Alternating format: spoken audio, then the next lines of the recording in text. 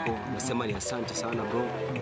Maana unajua kufika hapa hivi si uwezo wetu sisi binadamu, ila ni uwezo wake Mwenyezi Mungu. Naomba sana. Mimi nashukuru sana kwanza kabisa kunikaribisha.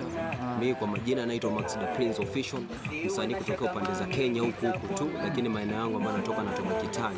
Kitale. Niko Kitale sasa hivi. Max the Prince ni msanii, anapiga ngoma aina yoyote ile. Naomba sana.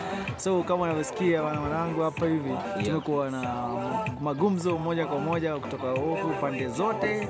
Watu wamekuwa wakisikia Max the Prince Official, Max the Prince.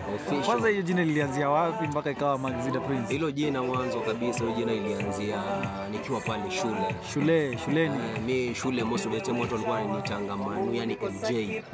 So wakati fulani mwalimu akakosea, badala niite MJ akaniita Max Official. Watu wakaanza sasa ndio watu wakaanza kunichonga pale, kwani unaitwa Max, hiyo jina inakufaa sana. Hii jina ambayo unasema eti MJ haiendani.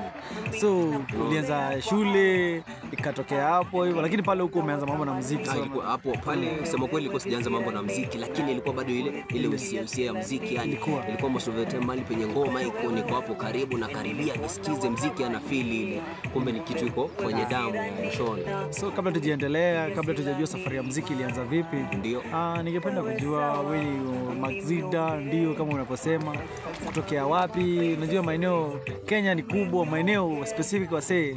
Unajua siku hizi bana kuna ukaje wanasema wanauliza msanii kwa hapo but anatoka wapi? So tukisema kutoka gani? Max the Prince ni msanii, Max the Prince anatokea eneo